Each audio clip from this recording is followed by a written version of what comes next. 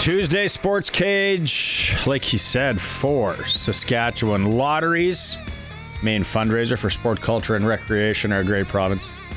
Thanks for tuning in. Colson is in the pocket. Today, Don Hewitt, the professor, will also be in with me, especially for the first hour. You're gonna have Don next week, 3 straight days too. We'll talk about that. Barney, you're gonna help me. I got to figure out what my tea times are. It's holidays, right, Don? Program today, the Regina Pats. Some shakeups with the Regina Pats, all for the good. Alan Millar is going to Hockey Canada.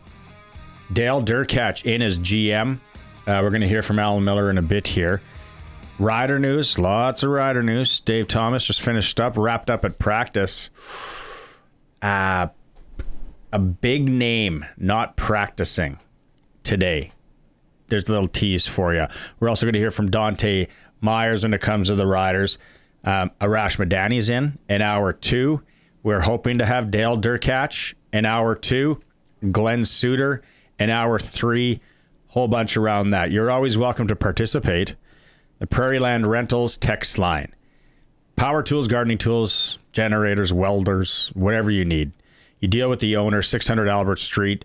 Prairie Land Rentals text line, 936-6262. I found out yesterday, Colson said you can actually call that number too. I always thought it was just the toll free. 1-866-767-0620. We're going to have the sports tickers as we go along. Tickers are for Reliance, Heath Water Heater Rentals, Extreme Hockey and Sport in Regina, and Steelcraft Doors Regina. All our guests join us on the Western Pizza guest hotline. Perfect night for a little Western pizza or any of the Greek favorites that you love. So, Don, Regina Pats, like this, I heard, and when we talked to Alan here in a bit, I heard rumblings about this coming down the pipe or pike, whatever you want to call it, for a while, that is going to Hockey Canada. And I'm like, well, I don't know. Like he's building, like the cupboards now are full almost. Getting stocked, yeah. Maddox Schultz, Liam Pugh, and I'm like, I don't know if I believe it. But then as I start hearing more and more about it, I'm like, okay, this is a unique opportunity for him, and probably one that he can't turn down. Right. When you hear it today, what kind of comes to mind for you, or what were your thoughts? Well, I guess you can thank the poor performances by the World Junior team the last 2 years for this move, really, because Al was winning gold medals at the World Junior Championship, which is the highest profile event for Hockey Canada outside of when the NHLers are playing. So, I mean, you sort of had to know that Hockey Canada wasn't too happy with the last 2 years at that event. Al was winning goals, so yeah, they were going to give him an offer he couldn't refuse. The only thing I thought about was, as any sort of a counter to that rumor, was that the Semples could probably afford to pay Al Millar more than Hockey Canada if they wanted to. But I think it was just too big of a large scope situation with Hockey Canada that Al was getting, and he couldn't turn it down. But what I'm really thrilled about, Barney, and you talk about this after I say this, but you always think of Dale Derkatch, the Rat, the young hockey player, but he's 60 years old. He's been in the hockey business all his life. He's never run a program this large or this high up before in his life. He deserves the chance, and it's great that he's getting it. I mean, I think the fans should be sorry to see Al go, but they should be ecstatic that the Rat, Dale Derkatch, is the new general manager. So he talks about that at the press conference today, and then hopefully we get Dale. His I think his oldest is graduating today. So he's a little bit busy. He said 440, should be able to make 440 work. He's done every job with the Pats except Hoons, the trainer, and probably some accounting positions he hasn't done with the organization. And he was very emotional at the press conference. Tears. You can tell he's that emotional guy, that fiery guy. I'm a Saskatoon guy. So I remember the Pats coming into the old barn, the arena in Saskatoon when I'm 7, 8, 9 years old. Yeah. And I remember, like, that guy is way too small. to be playing against Tony Twist and Kimball and these monsters, a young Wendell Clark. But like what he's done, and then the amount of scouting he's done, National Hockey League. Let's keep in mind he worked for the Prince Albert Raiders when they won the WHL championship as well. So there's that. The other thing with Allen, and you mentioned, the Semples could pretty much, they could buy us all. Right? They could buy the program right now if they wanted. It's not. And from hearing him speak today, it wouldn't be about the money. It would be about the challenge, the unique situation, and what I didn't know, his wife lives in Calgary. She has a successful practice. I didn't get into, so it's a family thing too. Yeah, but he talked about it. I'm going to ask him in a bit here. Is it with the cupboards as stocked as they are now? And you have probably the best 15-year-old hockey player in the world. I'm going to go out on a limb with Maddox Schultz, say, I don't know, find me someone that's better and send me tape. It would be a difficult situation. Because it's not just Maddox, it's not just Liam Pugh, it's also the 17-year-olds that they have, 16-year-olds. They got some talent. But again, Dale talks about a lot can change on these kids when they're 15, 16, 17, which you've seen throughout the time. Remember when the Bantam draft was kind of more of a throwing darts at the board? And then it's like, well, that guy never even played a game because it was so hard to judge. Very much so. The passion wasn't there. Didn't want to move away. Family farm. Lady friends, whatever, right? Things happen. Now I think everything's more calculated. It is. For sure. And you see a lot more hits, especially those first 2-3 rounds. And the other thing, like I asked at the presser today, and I'll get into it with Dale more than Allen, is Dale's coming into a unique situation with this whole NCAA. It's not being a general manager, being a scout in the Western Hockey League in the last 12 months is gone upside down, because now it's like, okay, American kid, probably, he doesn't want to come up. Now you got to do your research. Is he legit? Does he want to come to the major junior? How many years are we really going to have him? Is it going to be one? Is it going to be two? Right. Exactly right. And even take a look at McKenna. He's going to, I think, Penn State. He's leaving the Medicine Hat Tigers. Allegedly. Allegedly are going to college. So you need a general manager that, has a lot of salesman techniques and is a salesman. And if anybody's a salesman, it's Dale Derkatch. I mean, he can walk into somebody's kitchen with the player and his parents and turn things around. I mean, Dale's got that kind of ability. So that's what you need, because there's a lot more competition. You're going to be getting players coming here that wouldn't have otherwise, and you're going to be getting players exiting likewise. And Dale, I think, is well positioned to be in that competition. You know who he probably learned that from, Dale?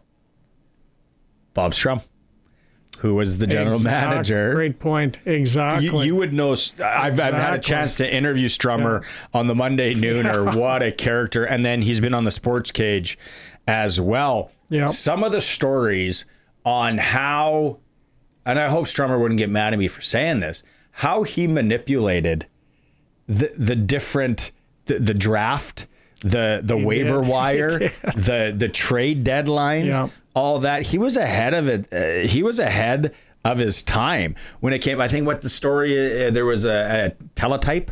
See, that's before my time. Or not answering your phone. He did that many a time. Like Strummer would have dialed. There is a story about them getting Dale and then keeping Dale as well. I don't know if Dale will ever go into that one, but then it could be hearsay. But he would have. So when you describe him being able to go into a 14, 15-year-old's house and selling them on the Regina Pats, that's what Bob used to do. That's right. What Daryl Lubanicki used to do in Saskatoon. Absolutely. All these guys. So, and having the backing of the Semples.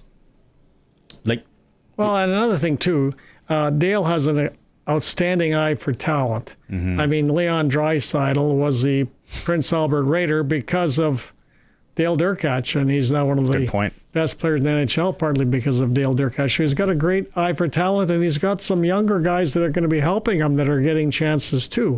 So they're going to have a real energetic, youthful group running the Regina Pats. We got Al standing by. All right. We're going out on the Western Pizza guest hotline. Perfect night for Western Pizza, whether it's a pizza pie with all the generous toppings or any of the Greek favorites that you love. Greek salads, souvlaki, ribs, burgers, wings, anything you need. Visit your local Western Pizza for pickup or dine in tonight. We're chatting with the new general manager of Canada's national junior team and Canada's national men's under-18 team, Alan Millar. All right, Alan, first off, congratulations. We had the press conference this morning. Exciting news. There was rumblings about it. I got to ask you, like, how long was this process and the back and forth with either staying with the Pats or taking this this new role with Hockey Canada? Well, it wasn't as long, Barney, as some people might think. What ended up happening after the World Juniors in Ottawa, Hockey Canada announced a restructuring, and I think just based on my history working with Scott Salmon, the Senior VP of Hockey Ops, and my experience with Hockey Canada, there was a lot of speculation if I was going to go back or I was the guy that they wanted to fit into that new role.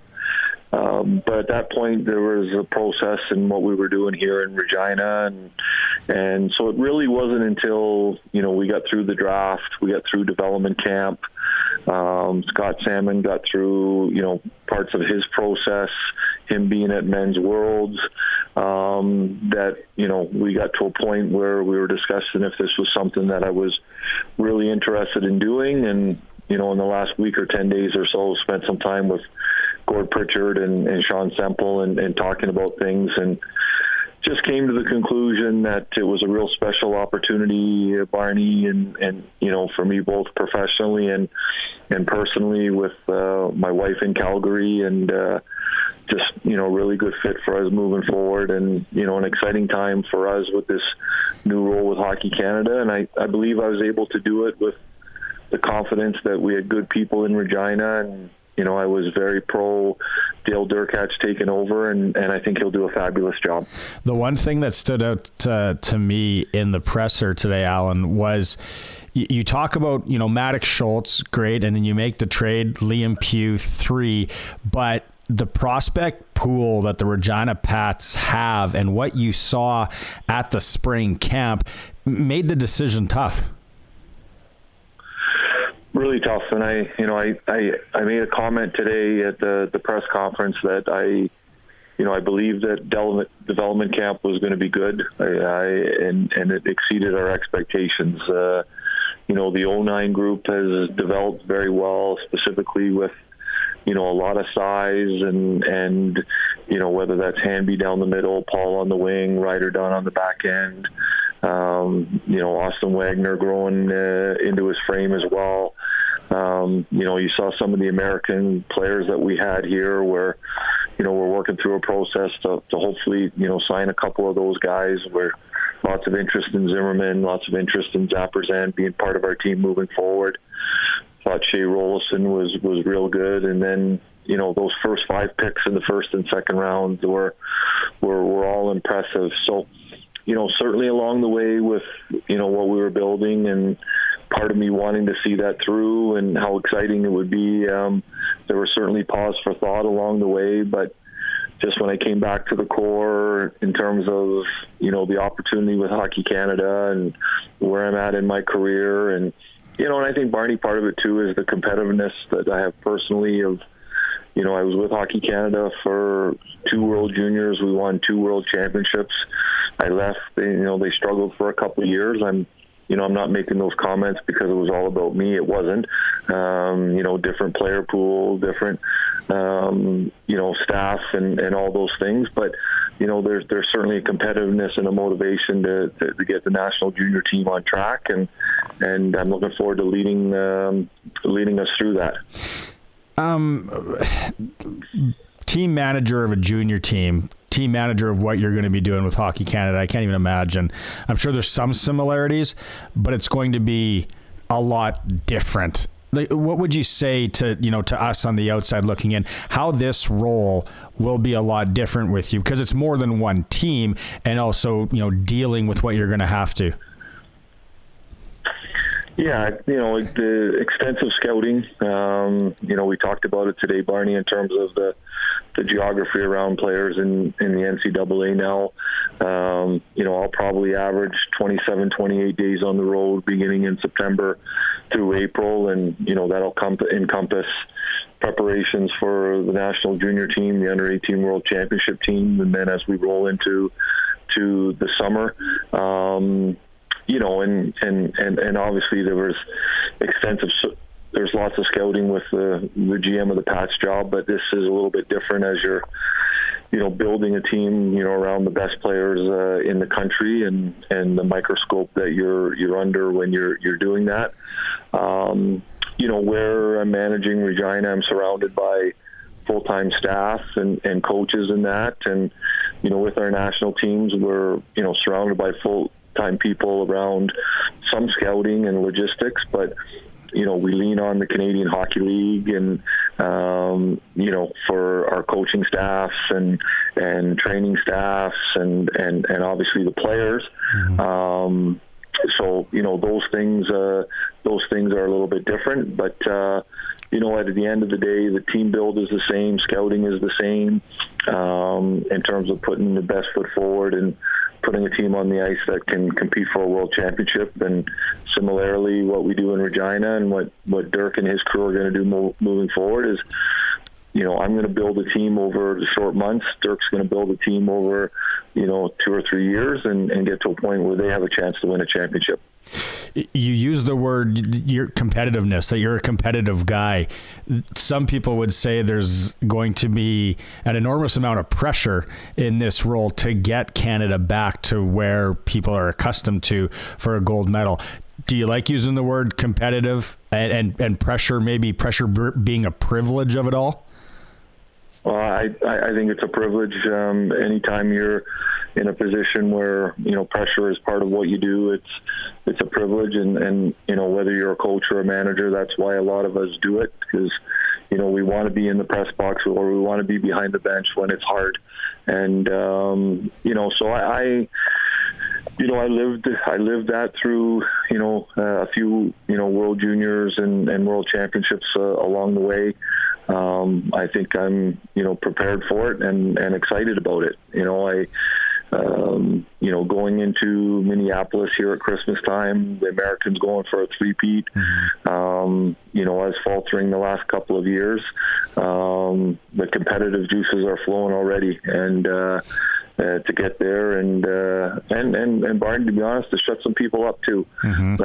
We're still the best country of the world in terms of developing players and winning championships, and there are some ups and downs, and internationally there's a lot of countries doing it a lot better, and they've bridged the gap on us, but we're still the best, and I look forward to building a team and a staff that's gonna prove that in Minneapolis in December and January. I think a lot of people love that comment right there for sure. Well, I wanted to ask you this at the presser, and I knew we were going to get some time one-on-one here. How would you describe your relationship with Dale? Because obviously both competitive guys, both fiery guys. I'm sure there was times where he wanted to tug one way, maybe you the other way. How would you describe that relationship? Because it seemed you guys were very close. Yeah, we became very close in a short period of time, and I think a lot of that was just I think part of it, Barney, was the ups and downs of the year, and in a lot of those instances, either there's some separation or you roll up your sleeves together and you get things done, and that's how I felt Dale and I approached those things. The one comment I want to make to you is that I think you saw it firsthand today. The emotion and the passion and Dirk, he got very emotional today about the opportunity, and I think that for me really told the tale of the person that he is, and why a big part of why he was the right person to be promoted to be the GM of the Pats. But for the most part, we were aligned. He's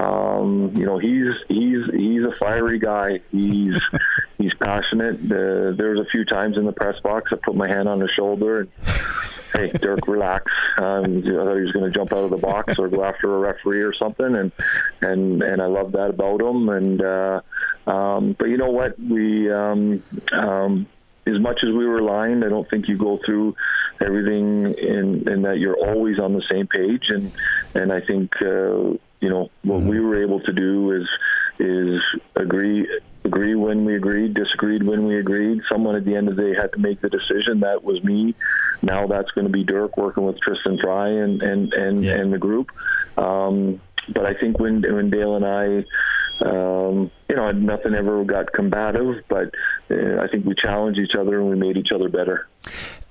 Quickly on Tristan Fry and Max Paddock both getting promoted from within too. Nice to see, obviously, on that front. Oh, outstanding. They're real good young guys. Tristan Fry has been an impressive young man for me since the first meeting that I had with him. Quick story: I was on my way to Helinka when I just joined the Pats and finishing up at Hockey Canada a couple of years ago, and I had a Zoom call with Tristan at the airport before I headed to Europe, and I knew 15 minutes into the call that I was going to hire him, and he exceeded expectations. I think he's a star, Barney. I think not everything about him being from Regina and the way he grew up with the Patsies and Melfort and winning and the U of R hockey team. I think he's going to have a great career in the game. Whatever path he decides to take, he'll be successful at whatever he wants to do. But I think if he wants to be a general manager in the league one day, he will be. And Max Paddock just impressed us all along the way with his demeanor, his fit around our team, the way he handled the goaltenders, the development part. I think it's great to have him around, to work with our goalies full time.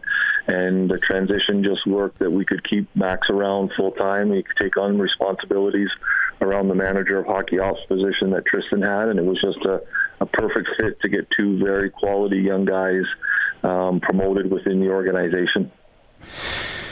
Well, Al, before we had a chance to work together, or my chance to work with you and talk to you, the one thing that a lot of guys in hockey said was you're fair and you're a man of your word, and I think that's one thing that came through in the presser today.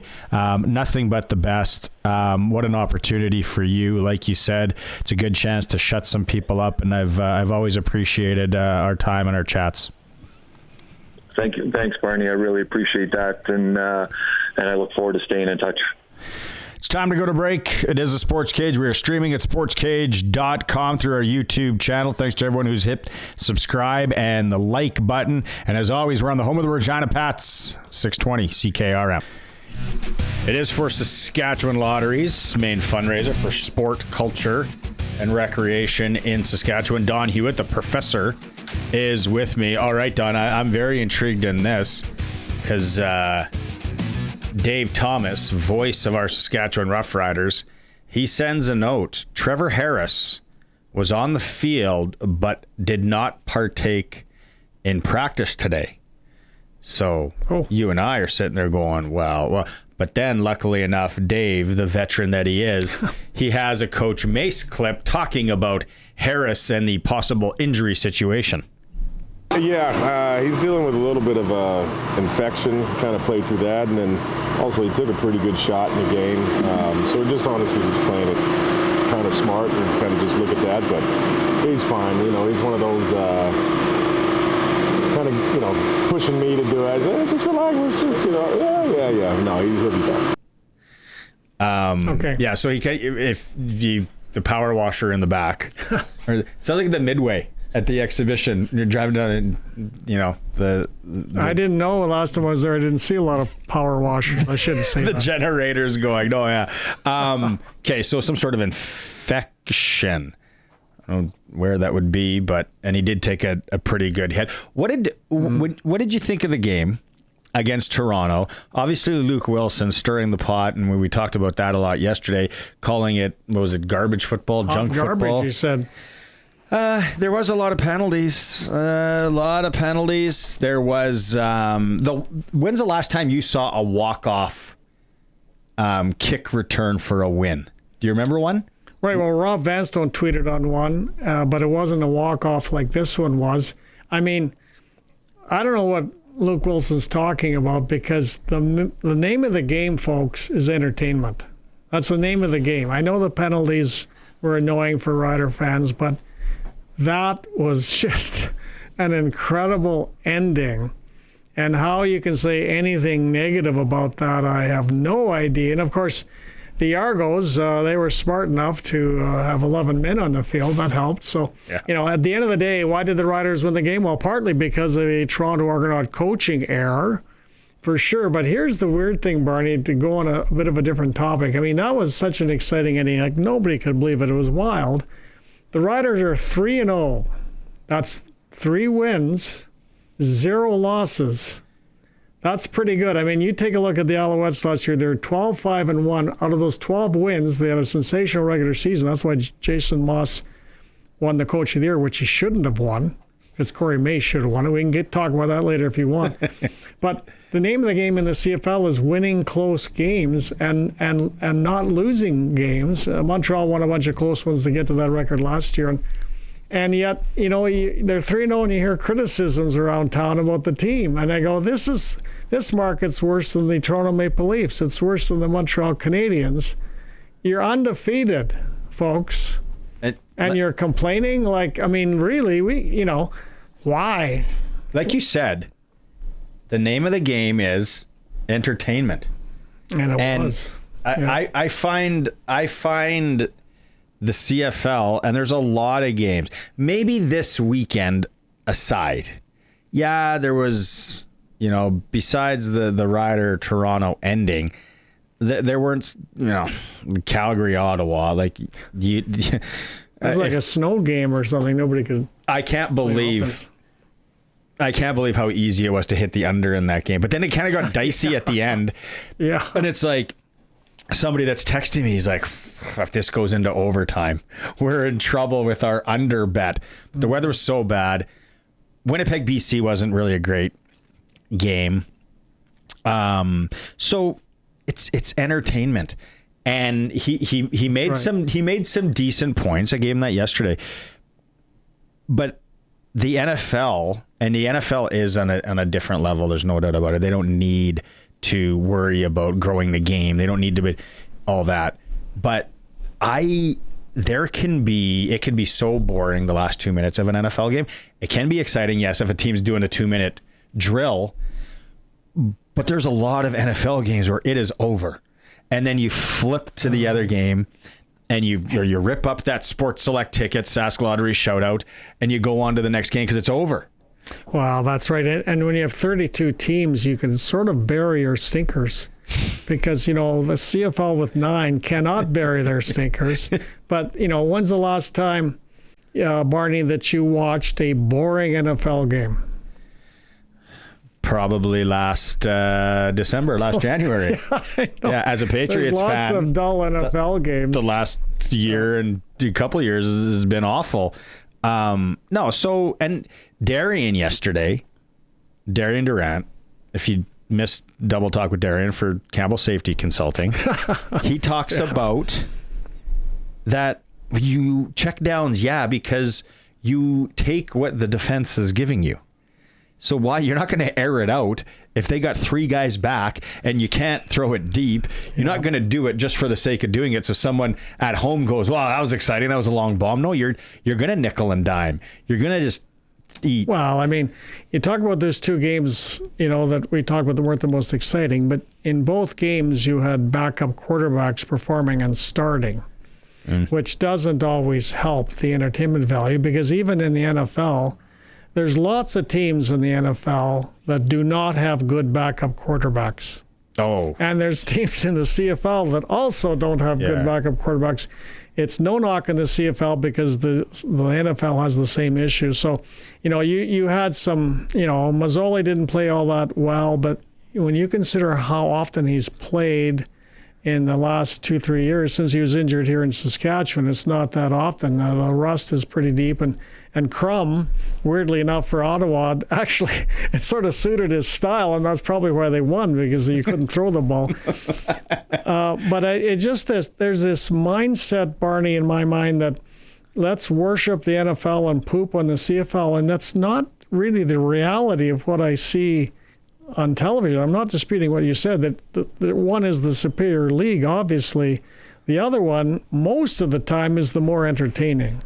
Last year's CFL schedule, and it was into August, and I don't know how many times, as a guy who likes to gamble, and after now that the NHL playoffs are done, I don't know a lot about baseball. So for me to bet on a baseball game, that's tough sled. I can solve that for you. Most of the time, just bet the Blue Jays will lose. Never mind. Carry on. Yeah, they're in action right away in Cleveland. But there were so many exciting CFL games, and I mentioned it on the show last year. I'm like, if you just want entertainment, that's what they're giving you. You don't have to be a die-hard fan. You don't have to be. It's like me. Soccer is a bad example because soccer can be a little bit more strategic and not exciting. Basketball.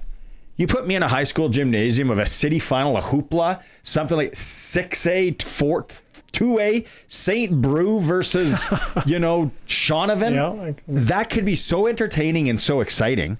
Mm-hmm. It's the excitement is there. As far as growing the league and all that is an MIT grad that needs to really get some data out, and some really smart people way beyond me that can figure out that.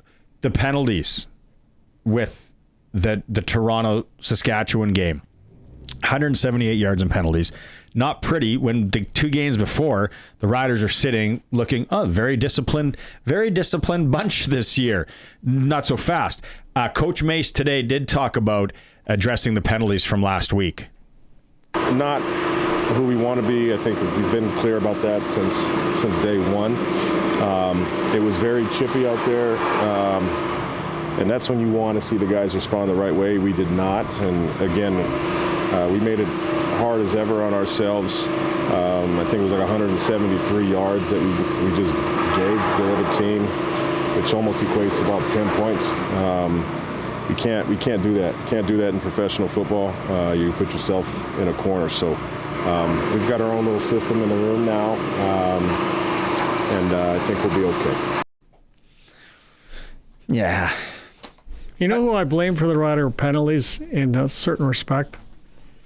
Maybe not completely, but I blame Anthony Lanier, former Rider, defensive tackle that's now with the Argonauts, who's the biggest chirper on earth. He's the biggest chirper, and he got chirping to the Riders, and they bit for some of it. Oh, maybe you're... I blame Anthony Lanier, former Rough Rider. Hey, you can always participate. Do you agree with Don? Maybe some of you out there. Anthony Lanier. Is the problem. Prairie Land Rentals text line 936-6262. Getting a few here. Of course, we talk about Luke Wilson.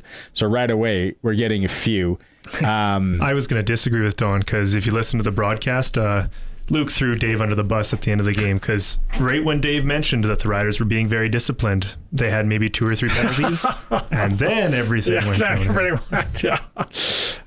We'll come back with read a couple of these text messages that are coming in. If you do want to participate, 936-6262. You can call that number as well, or call toll free 1-866-767-0620. It is the Sports Cage. We are streaming at sportscage.com through our YouTube channel. Colson is saying, please hammer the like button if you're watching that, because he wants to give us pick the score We want to play Pick the Score, which you're going to win tickets to Saturday's game. So hammer the like button if you're watching on YouTube. Make sure you subscribe. As always, we are on the home of local sports and the Riders, 620 CKRM.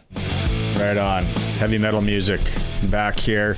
10 minutes left in this hour. The Professor, Don Hewitt, is with me. Roscoe, always chiming in. I'm not a fan of Wilson. He is a S money sign at symbol T disturber. Roscoe. Yeah. But I think that's probably... See, I'm wondering now, and Colson, you brought up he's doing the Friday night games, and he's coming here twice. So July 19th, is that one of them? Sorry. I got the calendar. I got the schedule right here. I think he's here actually 3 times, but yeah. Friday, July 11th. Calgary at Saskatchewan. Friday, July 25th, Edmonton at Saskatchewan. And then I think there's a BC game in October. October 10th, Toronto. Yeah. The rematch of Penalty Bowl. Friday, October 10th. That's right before Thanksgiving. Man, it's depressing. You know, there's one good thing about Luke Wilson in a very weird way. His hair. He's still got the old mullet.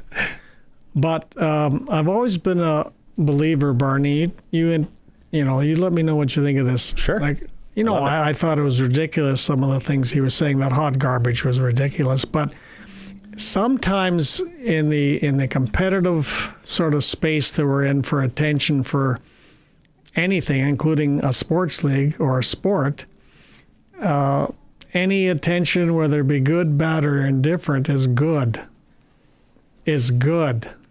And because it gets people talking maybe about that particular league.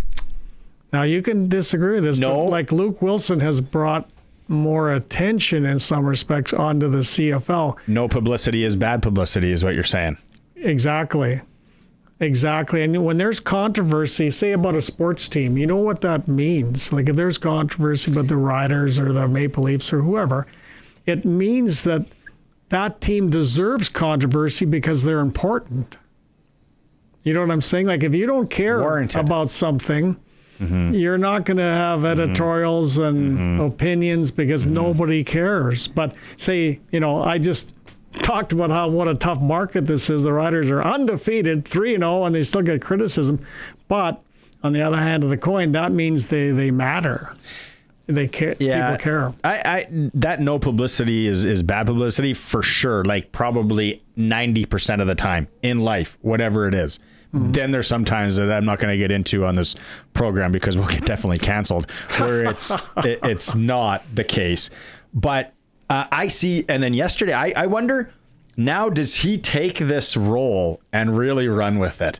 Does he double down? Is everybody after every Friday night game, Saturday morning, whatever, when you're cooking your bacon, pouring your coffee, do you look at what did Luke Wilson say last night? I think he doubled. I think good point. I think you doubled down on it, and now you run with it. Yeah, I mean, there's controversy. There's good controversy. Good controversy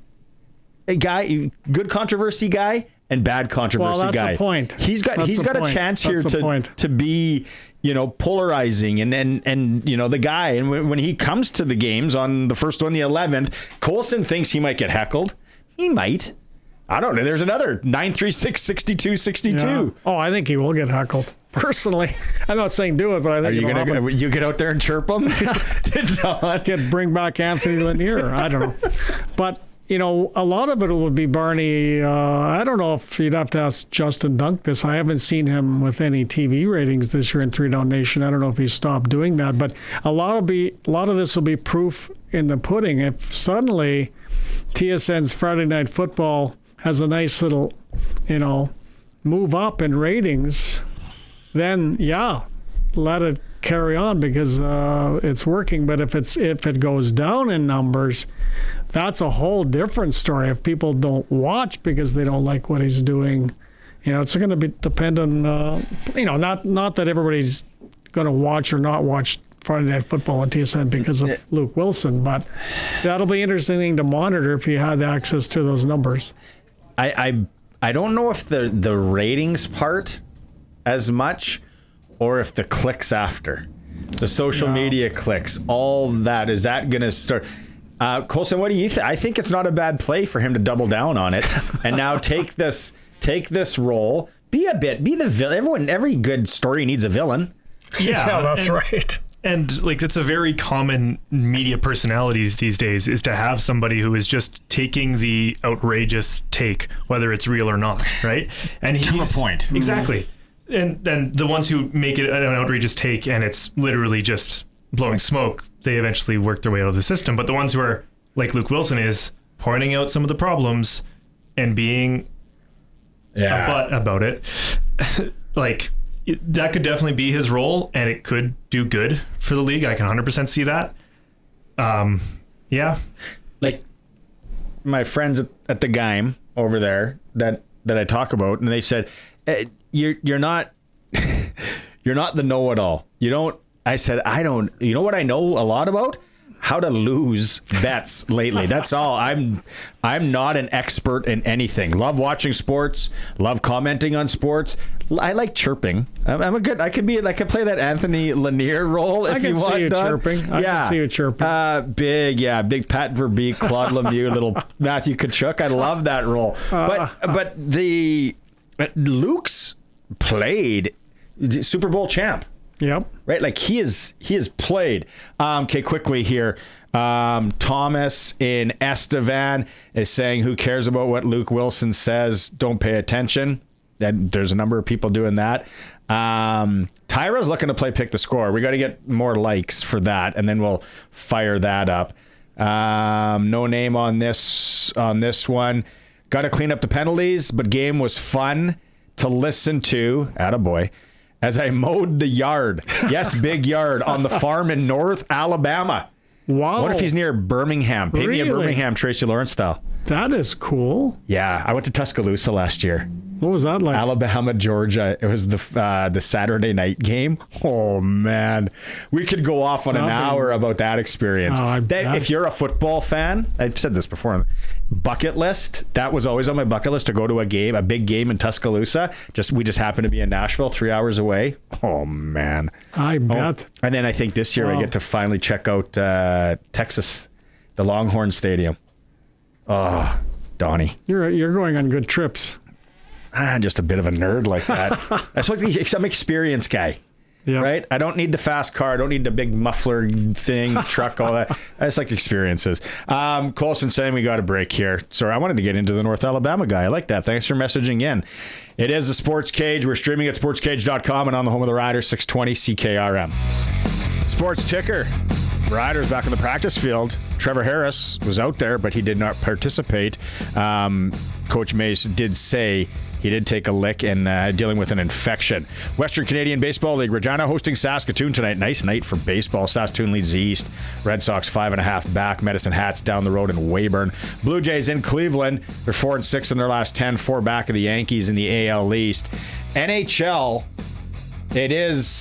It was Hall of Fame induction day.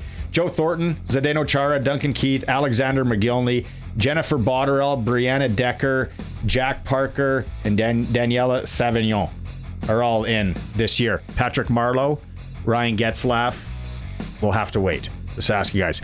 That is our sports ticker for Reliance Heath Water Heater Rentals. Keeping you in hot and soft water. Call on Reliance. We're going to start hour 2. Don, you're going to hang around?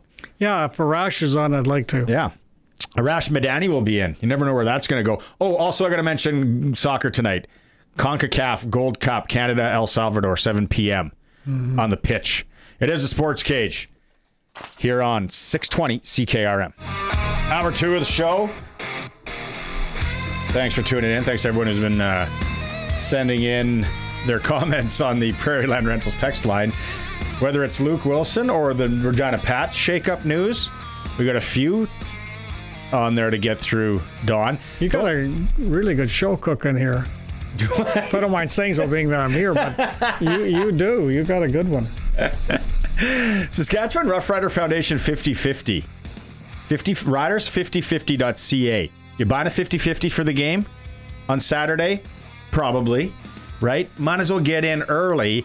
Then you're in for the early bird prize as long as you buy it by Thursday at 5 p.m. This week's early bird prize, I got excited about this one yesterday. And then Maz went down the lineup of who's playing in it. The PEI Cavendish Beach Music Festival. 4 nights hotel, flights from Saskatchewan to Charlottetown, 2-person VIP admission to the 3-day Cavendish Beach Music Festival, a car rental, round-trip transfers from the airport, which I don't get because if you have a car rental, I don't know why. Anywho, or you can take $76.50 cash. You ever been to PEI? No, I ate the Cavendish French fries. Baked them in my oven. That's as close as I've been. They've really built their brand. And remember when the Memorial Cup was here? They were kind of new, and I was like, Cavendish, I'm a McCain guy. I grew up on McCain, but it's Cavendish. Yeah, I tell you, there's a lot of potato farmers out there. Beautiful. Yes. Beautiful place to go check out. So if you want to get in on this early bird, Thursday by 5 p.m., riders5050.ca. Colson's saying we're close to playing SaskTel Pick the Score. We need a few more likes on the YouTube channel, and then we can get into that. And a chance for some people to win some tickets. Okay, quickly. I know Arash is waiting, but I have to get. Maybe we'll get to these text messages during Arash because there's some long ones to read, and I think there's some swearing involved. Some of these people are getting fiery over some editing over Luke Wilson. Yeah, live editing. The one on Al Millar though. If you're just tuning in and you didn't hear, we're going to hopefully have Dale Derkatch on later. We talked to Alan Millar, the departing general manager of the Regina Pats in hour 1. Al's going off to work with Hockey Canada, a new role. He'll be basically the manager of the World Junior team and then the U17 team and under 18 team as well. Dale Derkatch is taking over the Rat. All-time leading scorer for the Regina Pats, taking over as general manager. A very emotional press conference today. So one gentleman texted in here, and I thought it was an interesting idea. Let me just pull it up. Is that he thought maybe he is doing this to get a shot at going to the Olympics. I don't think that's how it works. Like maybe he could probably go to the Olympics with Hockey Canada. Yeah, it's get a media like an NHL event, isn't it, Bernie? More so, but you never know. I mean, he's obviously very highly regarded. Yeah, with Hockey Canada. So So and there's a lot. Oh, we got Winnipeg people chiming in here. This could get greasy. Let's talk to Arash. It's time to go coast to coast with Arash Madani for Smart Investing Solutions. Be smart with your money. Call Brian Gawley at Smart Investing Solutions, 546-2533. Arash, have you ever gone to the Cavendish Beach Music Festival? Because you're from Truro, Nova Scotia. I'm sure that I don't even know if you can drive there. Probably a quick little puddle jump. I have been to Cavendish Beach. I have not been to the music festival, though. And you can access PEI two ways. You can take the bridge from New Brunswick or take the ferry from Pictou Island. So it just depends on how you want to get there, you know? That bridge, Mrs. S, when we were there for the conference, we were on our way to the airport, and I did a lot of driving because I golfed. She was at the conference. Mm-hmm. I would load up in the old Altima or whatever we rented, and I would travel the island golfing. And then she throws out the little day. We had a great time. The bars, Charlottetown's such a fun little city.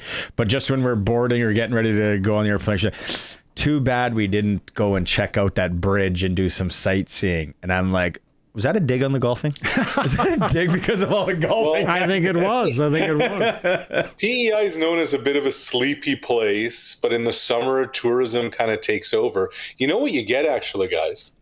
You get Asians galore coming over because they're obsessed with Anne of Green Gables. There are so many people there for Anne.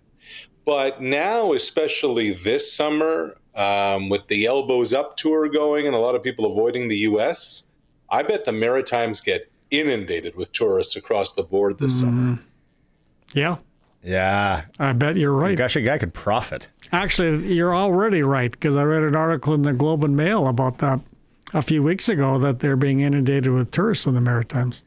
And if you're a hockey fan of a generation ago, it's crazy to think about this, a generation ago, on any particular day, on any particular PEI golf course, you'll likely run into Dion Phaneuf. Dion and his family, they vacation there every summer.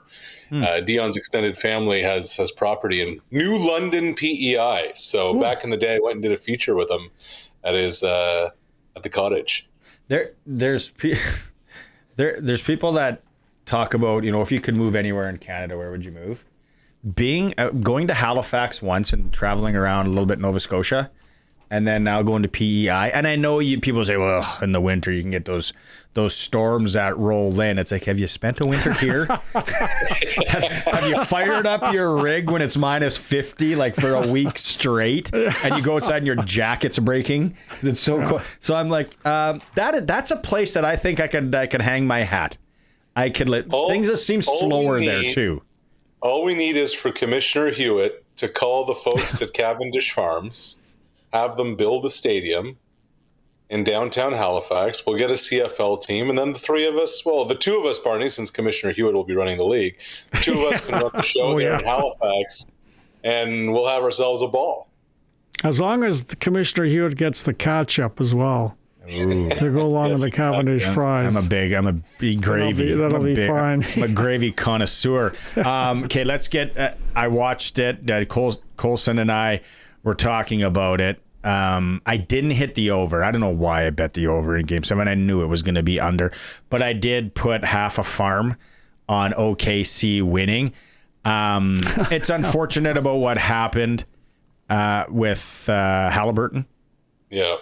Like, that was sad. That even though I had the bet on, that was sad.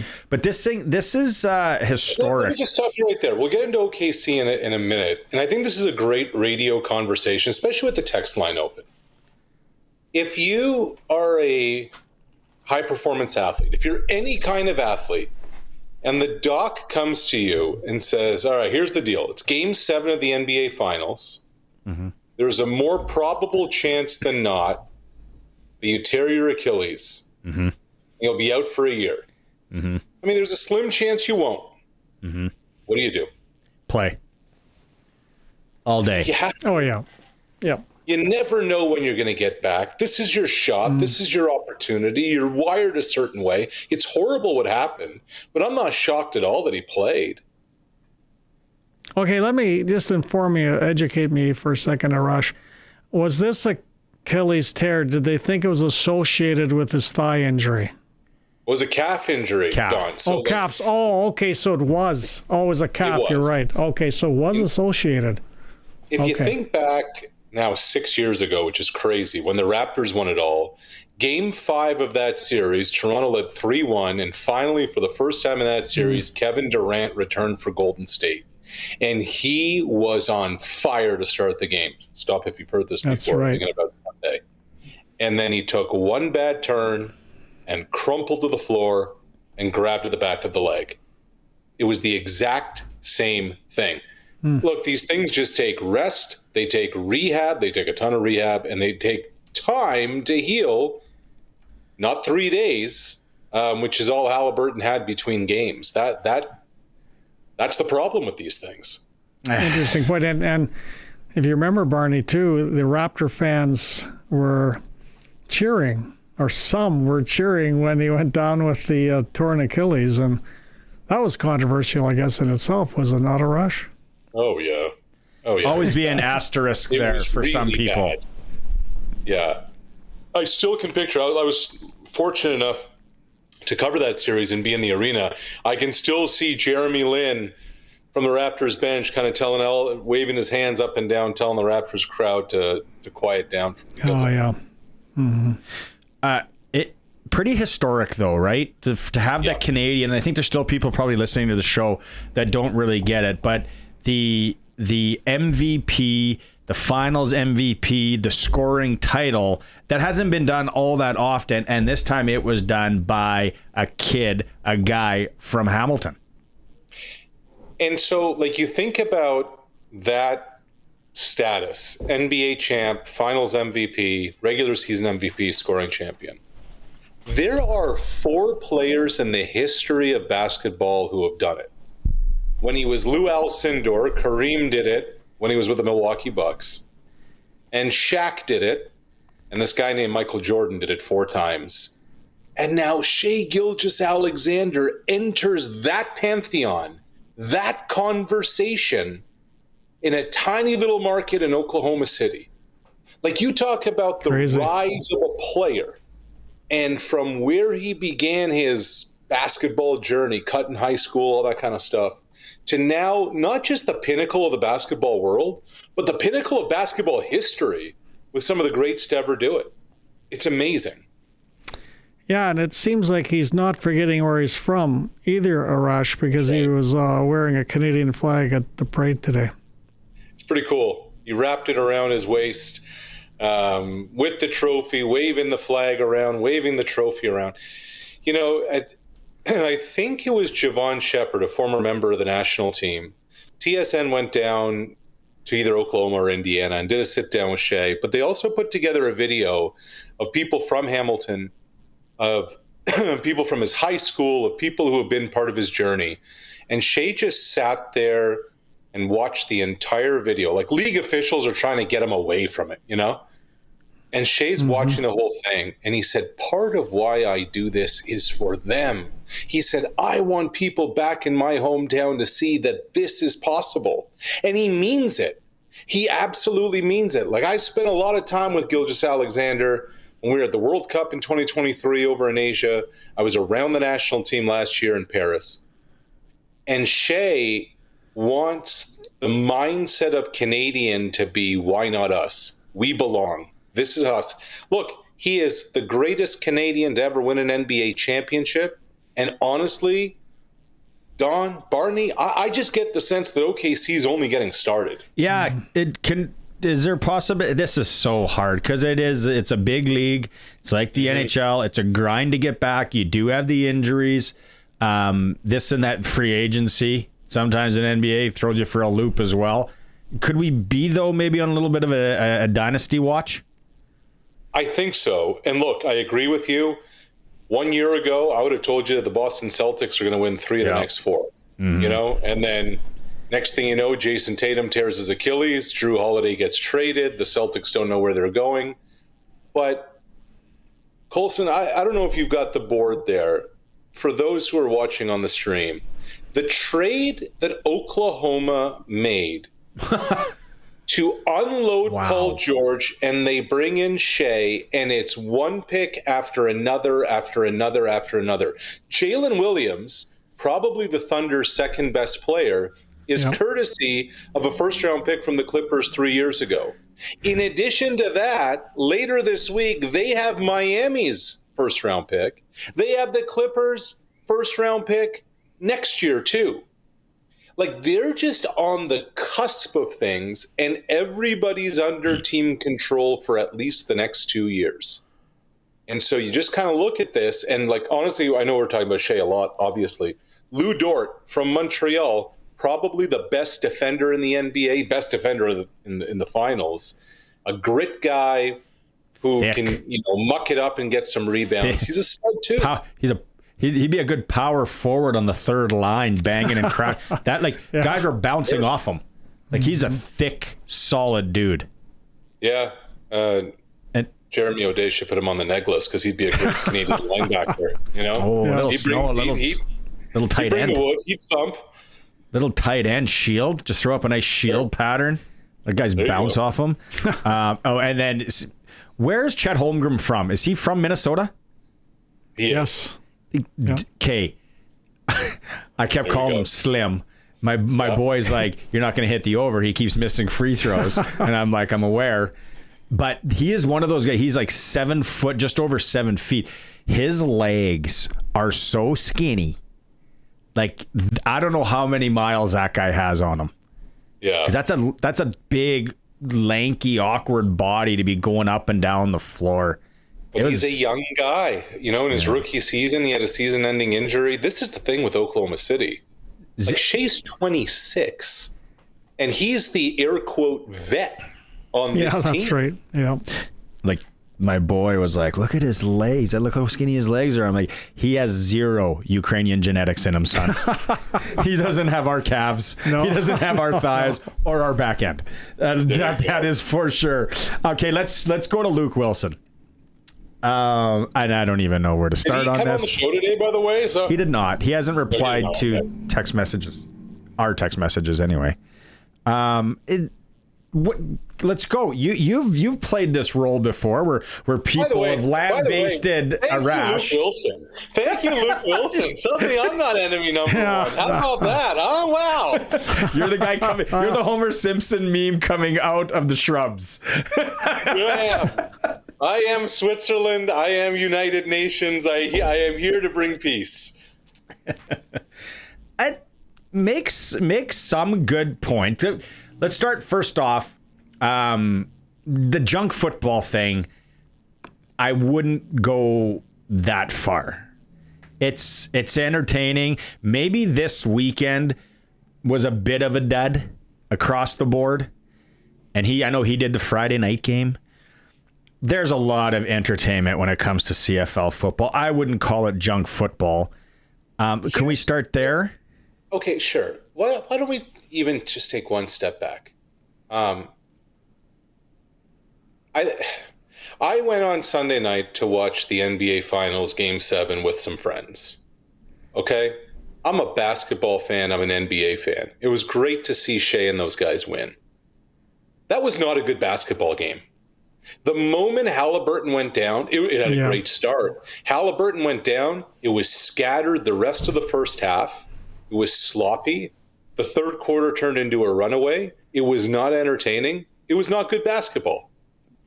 It's okay to say that. It's okay to be like, I like this league. I think that these players are top notch. I believe that this is an entertaining product. But there are times where it can be downright dreadful. There are times when you have 300 yards and penalties, it is just like, oh my God, another flag. There are times when, and as great as Alford's return was, and it was, you roll your eyes and say, really, Mickey Donovan? You didn't have enough dudes on the field to cover this? Like, it's okay to say these things, and for reasons I have yet to understand, there is such a sensitivity among the fan base and some of the stakeholders with this league. And I don't know if it's an inferiority complex. I don't know what it is, but it's nuts. And sometimes when someone just speaks the truth, they're viewed as a villain, or they're viewed as negative, or they're viewed as a quote unquote hater. And I've never understood it. We talked about, I think this is the role now. He's got his lane. You double down. You double down on it. You go. And TSN should be all over it. And maybe, like Don said, it might help with viewership. I don't know, ratings, yada, yada. Cutting the cord is such a thing now. But if clicks-wise, social media-wise, I think he just rolls with this now a little bit. Tell me one, like, Luke Wilson has done more to market the CFL in the last 2-3 weeks than anything the league has. Like, when Luke Wilson has lit a fire under people, Luke Wilson has got people talking, Luke Wilson has gotten everyone to have an opinion, Luke Wilson has gotten people to have a voice, Luke Wilson is the reason, in part, why your text line has been lit up tonight, Barney, right? That's a point, yeah. He's like, this is the world now. The world is now, like, it's turned into WWE, it feels like. Like, the next thing we know is if Pat McAfee even followed the CFL a little, Luke Wilson would be on his show. Yeah? This is the way you get attention now. This is the way. That's and right. It's just sports. Yeah, and I think he's of the right demographic. I mean, the CFL wants younger fans. That's what they're lacking. They got too many fans, like guys like me, unfortunately, and my birth certificate. But, you know, they do need younger people actually coming in and doing whatever they're doing, as long as they're entertaining about the CFL. Because at the end of the day, what is sports? Sports is nothing more than entertainment. I mean, people's livelihoods and salaries may be on the line, But generally, for the average person, what's entertainment? Movies, playing Pinocchio, or Pinocchio. Whatever that is. What is not Pinocchio? It's, what's that game? My nose is growing. No. Minecraft was all the rage these days. Right. But this and is the sports, thing. but it's just entertainment is the point I'm making. And if we take sports too seriously, it's going to maybe lose some luster. Agreed, Don. And I think the bigger thing is where the CFL is really, and this is a weird thing to say talking to a Saskatchewan audience, but I think in a lot of markets in the league, which is reflective of the attendance you've seen, excuse me, league-wide outside of Montreal, the CFL is no longer water cooler conversation. You're not walking down the streets of Edmonton, people talking about the Elks. You're not going to a sports bar in Calgary and people are talking about the Stamps. I was chatting with some people in Ottawa today who want to get into the content business, and I'm like, where are the Red Blacks in the conversation? Because, 7-8 years ago, they win the Grey Cup. Football is revived in the capital. Diehard sports fans in Ottawa might be able to name 3 or 4 players on the Red Blacks. Luke Wilson is getting people engaged. Luke Wilson is getting that fire going with people. Luke Wilson's getting people to say, hold on, how dare you say this? Again, he's done more in the last few weeks than many of the initiatives that I can remember that have come out of anything to do with the CFL in a long time. I thought you were talking. Notwithstanding. I thought you were talking about crokinole. Isn't that crokinole? That's right. But then somebody texted in crokinole. Pinochle. I don't even know how to pronounce that. Pinochle. There's some game. Pinochle. That starts with P. Because I was a kid before televisions and whatnot, so we just played crokinole. Got sore middle finger. Isn't this more entertaining, talking about Luke and all the back and forth, than if we were here saying, should the Red Blacks start Dustin Crum or Matthew Schultz this week because Drew Brown's hurt? Are we really going to talk about getting, Taylor Cornelius off the couch? Think about it. These are the things that when does somebody come out though and say, okay, it's the old adage. I think my wife throws this at me quite a bit off. If you're going to complain, how are you going to make it better? What are your ideas to make it better then, Luke? And then somebody just sent in his stats and was going off Luke's stats, saying, how can this guy criticize? And okay. But, Luke's been to 2 Super Bowls and he's got a ring. So, he's one idiotic Russell decision to throw the ball by Russell Wilson, yes, Butler, away from having 2 of them. So I'd settle down on somebody bringing up Luke Wilson's stats. Bring up the bio first. But I personally, this is my take, is getting younger fans to the game, growing the league. This won't do anything for that. Yeah, this is giving the league some publicity. I think there's got to be a real deep dive. There's got to be... When's the last time some of these people have actually gone to a school like my wife's at and talked to the kids? What do you guys like? Why do you like that? What would make you want to watch that? Do we know? I think we're throwing things at the wall. Wasn't it the Flag Football League that run by the NFL in Regina? Not run by the NFL, just kind of... Not run by the NFL, by local people, but it's sponsored by the NFL. NFL Flag Canada, yeah. So Regina beats Miami for the best run NFL-sponsored Flag Football League. Did you hear about that, Arash? Regina has the best NFL-sponsored Flag Football League in North America. I coach 2 teams. A lot of refs hate me. But it's a surprise to nobody. Adult to nobody. The refs hate you. But by the way, shout out. Speaking of flag, shout out to Team Canada over the weekend in LA. Went 2-0, beat USA, beat Japan. So, yeah, I don't get how the NFL's going to have players in this LA Olympics because it's during football season, or is it just before training camp? It's more the CFL guys that'll be tough. So the NFL is going to have players in it, and the CFL won't?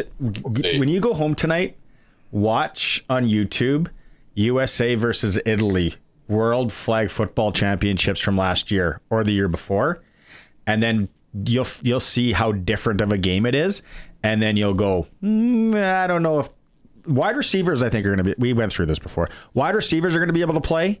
Some defensive backs. Don't bet on seeing quarterbacks. It's a totally different game.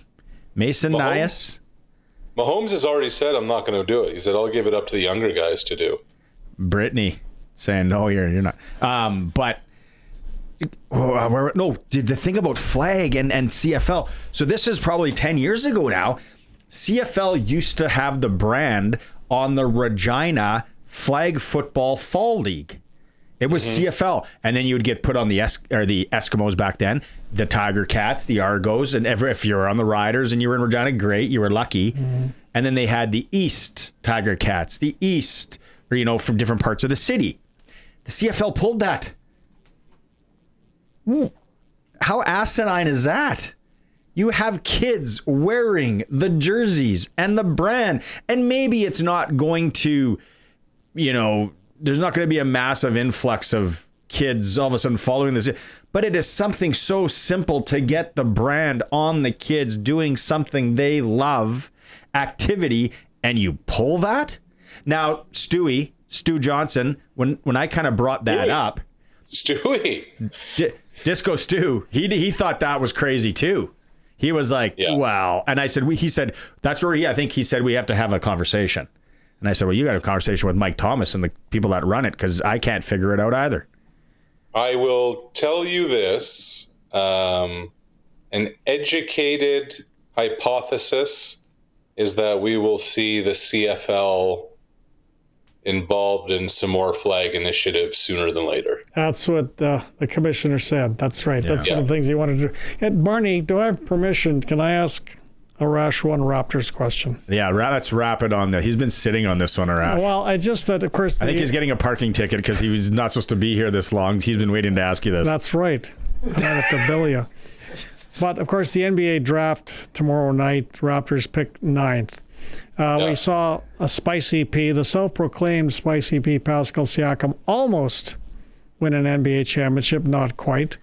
They didn't want to pay him the money, but another reason was because he wasn't in the sort of general age group as Scotty Barnes, and they're building this team, the Raptors, around Scotty Barnes, and the pieces around him are around the same age. The thing that I'm wondering right now, Arash, Scotty Barnes, I don't think in any way, shape, or form is an NBA superstar based on the fact he doesn't score enough to be a superstar. So I wanted to ask you, going into the NBA draft here, are the Raptors building this entire organization around the wrong guy? It's a great question. And the answer to your question is a question, Don. Will the Raptors be building just around Barnes next season? Because Masai Ujiri is on an expiring deal, the president of the team. Helped bring a championship to the city in 2019. They've done effectively nothing since. That's right. So he's got to do something. He's got to make a splash because, again, this franchise continues to miss the playoffs. They've only won one playoff round in the bubble. That's how long ago it was since the title. So I can't imagine Scotty Barnes is going to be their one. I can't imagine he's going to be their quote-unquote superstar, the guy to build around, because Masai's job is on the line. He's got to go do something this offseason to not only bring some help, but surely to improve the roster and surely to get an upgrade to their one. Because if Scotty Barnes is your solution when you have an expiring deal, like, get the U-Haul trucks now. Well, Masai makes so much money that they could go splurge on a moving company. I just can't see it. Okay, we'll catch up on Thursday again. Before this, we'll keep it going. We went long today. Thanks, buddy. Have a good night. Right on. You too. Thanks, Coast Arash. to Coast with Arash Madani for Brian Golly, Smart Investing Solutions. Dale Derkatch, when we come back, it is the SportsCage, streaming at sportscage.com. Clutch performers, all you for texting in. Creditline Rentals text line for starters. And then I want to say we had him off in hour one of the program, Alan Millar. And just everything he's done for the Regina Pats organization over the last couple of years as he moves on to general manager of Canada's national junior team. So Al is done with the Pats, leaving the Pats in a good spot, in good hands. So my clutch performer hasn't been easy. Think about it. Think about all us crazy fans not liking some of the moves. A lot of you still don't get it, to tear down and build up, but that's what he's doing, and a fantastic job. So Alan Millar, my clutch performer for Nick Service in Emerald Park, your local Massey Ferguson, Challenger, Rogator, Gleaner, and Fent dealer. Western Pizza tonight, all the Greek favorites you like, or just the wheel. The pickup special, call your local Western Pizza. Let's go out on the Western Pizza guest hotline, joined by now the new general manager of the Regina Pats, Dale Derkatch. Dale, does that sound a little bit weird still coming through and into your ears? Yeah, hello, Barney. Thanks for having me on. Yeah, of course, it rings a little different, but very excited to take on the challenge and continue the path that Alan Millar and the staff, and then when Al brought me on, that we're moving in that direction. I'm excited. How excited are you? And I think I asked you this at the presser today, but like the cupboards, everyone talks about the cupboards being bare and you got to rebuild and all that. Like where this franchise is right now with young talent, Maddox Schultz, Liam Pugh aside, just across the board, even the kids that were playing last year that were young, leaving things for you and Tristan Fry and the rest of the team in a pretty good spot. Yeah. It wasn't easy. The 2 years Al was at the lead of everything were tough years, but I think it's like anything, and when you're looking at what you want in people or players, or that you want people that do the right thing even if it's hard, and that's what Al did. He knew it was not going to be the most popular thing in town a lot of times, but things needed to be done, and he did a phenomenal job. Just the vision and what we needed to do, and to get the draft capital to make the moves around this year's draft, WHL draft, is just very exciting. The whole thing has turned out pretty good, and I'm a very lucky guy to be coming on and leading at this time. You are the all-time leading scorer of the Regina Pats, and you've been in a number of positions when it comes to the local team, along with head coach. You joked about it. There isn't a lot of jobs you now haven't done with the Regina Pats. No, I'm very lucky. Again, I mentioned this at the press conference today. Bob Strum was instrumental in getting me to come to play for the Regina Pats. He was the general manager when I was a 16-year-old young man, and he came to Winnipeg and talked to my family.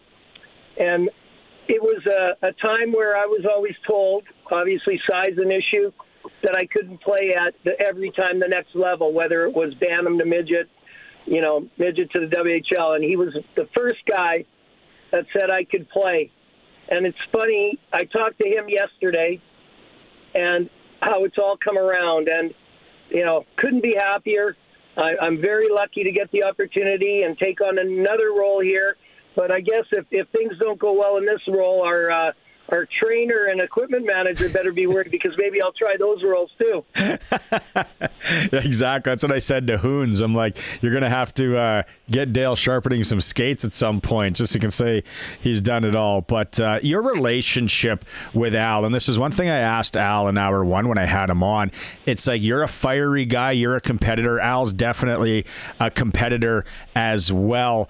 Over the last couple of years, like, there must have been times where it wasn't always roses and you guys were, back and forth. But because the competitiveness of both of you, you probably would find common ground and do what's best for the franchise. Is that safe to say?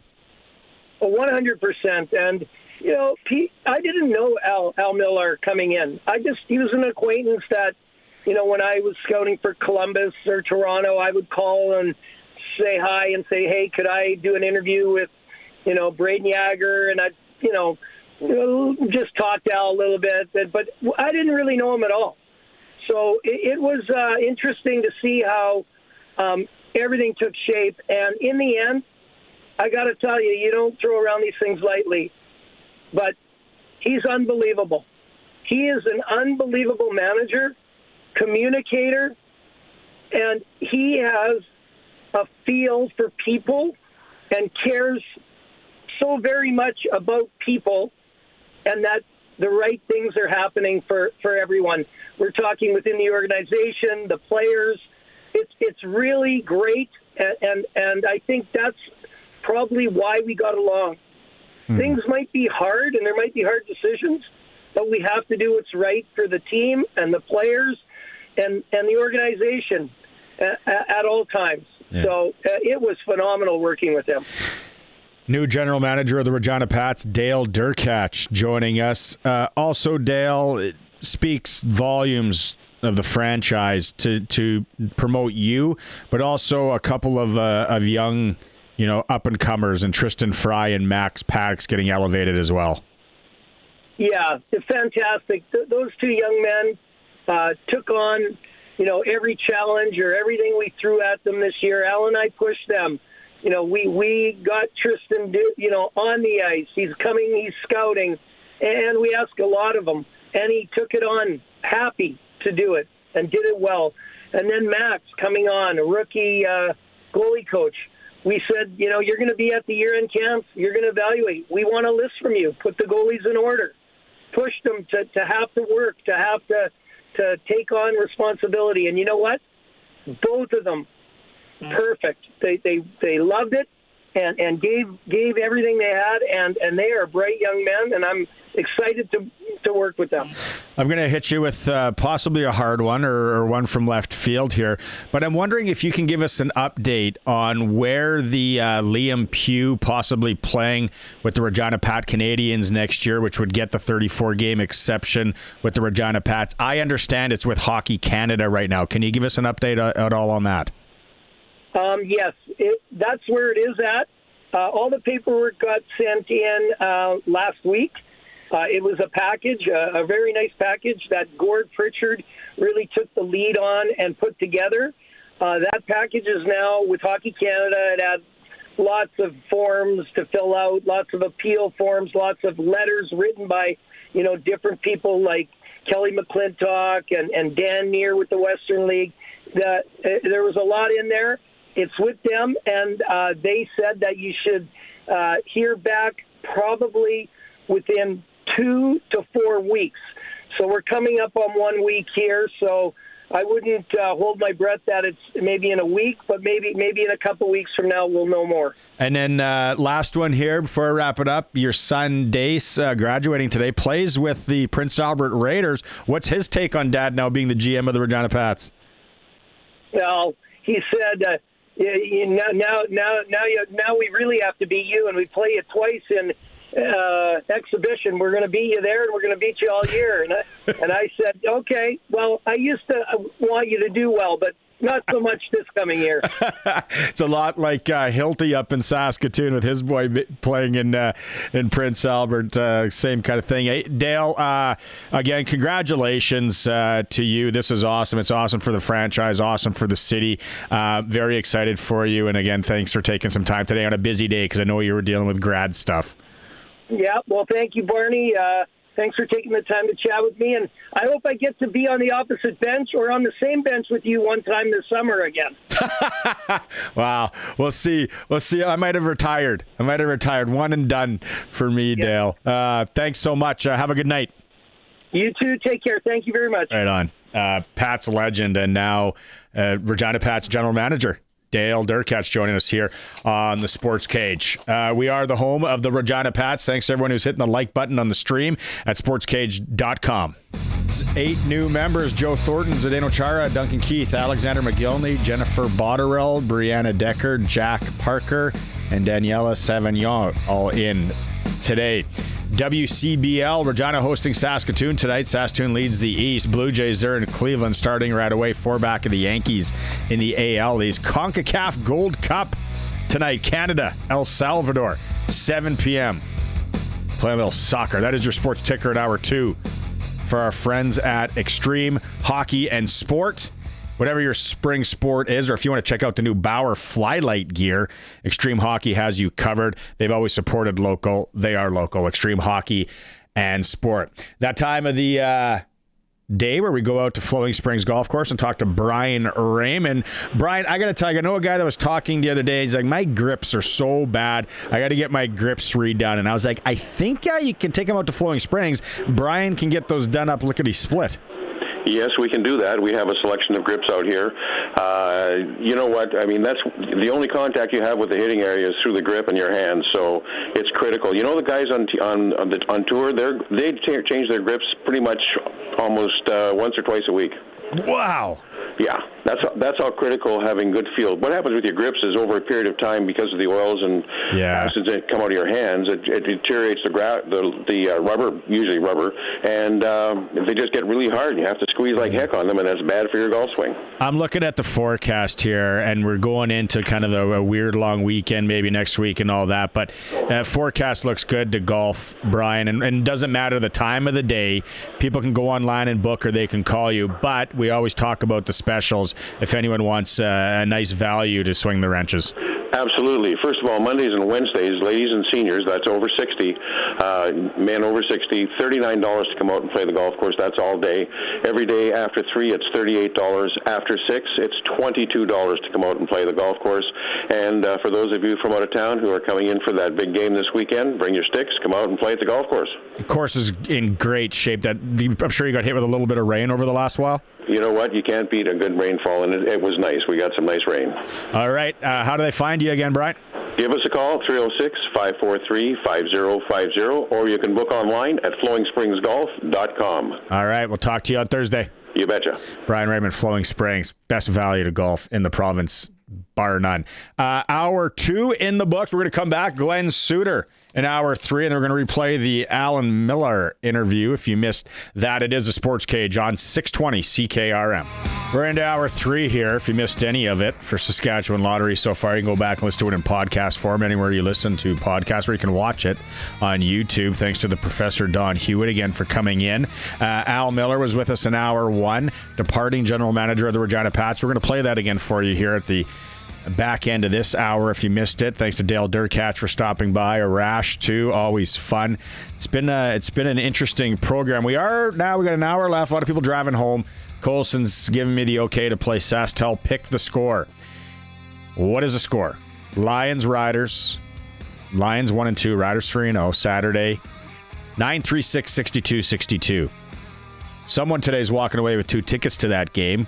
If you're one of the closest ones through out of the whole shooting match, you can win a $200 Sastel gift card. 936-6262, the Prairie Land Rentals text line. Also comment on whatever you think, whether it's the CFL and Luke Wilson's comments or the Regina Pats moves as well. Maybe Colson will put a couple extra entries in for you if you do that. Sorry, Colson, for putting words in your mouth. Sastel Pick the Score. Thanks to Sastel for that. And then the Rough Rider Foundation 50-50. You're buying a 50-50 for Saturday's game anyway. Might as well buy it with the early bird chance. You got till Thursday at 5 p.m. Riders5050.ca. You could be going to the PEI Cavendish Beach Musical Festival. That is in Prince Edward Island. Flights from Saskatchewan, 4 nights accommodations, 2 VIP tickets to the I guess, event, the festival. I forget who's playing. Maz had that yesterday. Some really good lineup. Country music, country and western. Car rental and round trip transfers to the airport, or you can just take $76.50 in cash and go on a holiday up to PA or something like that. Keep it local if you want. So riders5050.ca, the early bird prize you got till Thursday at 5 p.m. Now, we got Glen Suitor standing by, but if you missed it in hour one, the text line was lighting up about this. Trevor Harris was on the field today, but did not take part in Rough Rider practice. Coach Mace, standing by a generator, had this to say. Yeah, he's dealing with a little bit of infection, kind of played through that, and then also he took a pretty good shot in the game. So just honestly just playing it kind of smart and kind of just look at that, but he's fine. You know, he's one of those kind of, you know, pushing me to do it. I say, just relax, let's just, you know, yeah. No, he'll be fine. Oh. Precautionary, right? We chalk it up to precautionary. Keyshawn Johnson missed practice due to personal reasons today. Sounds like he's going to play on Saturday, though, Dave said. And then Samuel Emelis, he didn't partake. Sounds like it's going to be a multi-week injury, but not a long-term injury. I think Maz said that he figured it was going to be a multi-week, so chalk one up on the big board for Maz. We'll get to more of the riders and some audio later. We got some Dante Meyer stuff coming by. But let's talk to Glen Suitor. Time now for press coverage with CFL and Saskatchewan Rough Rider legend Glen Suitor on the Sports Cage. Brought to you by Bronco Plumbing and Heating, where professional service is guaranteed. They'll treat you right. 781-2090.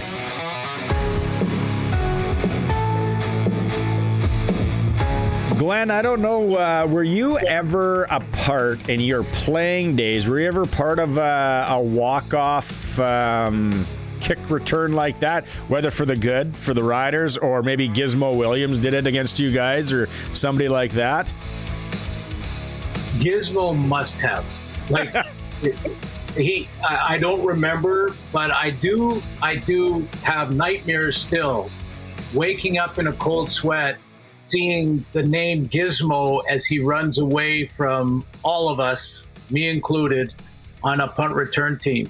What a fantastic finish to a football game. I mean, it is so cool to see, and think about this for a second.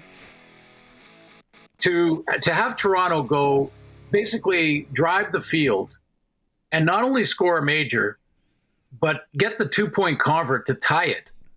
And then to have Mario Alford go to Corey Mace and get the instructions. And Mace's instruction was, hey, there's still 20-something seconds left in this game.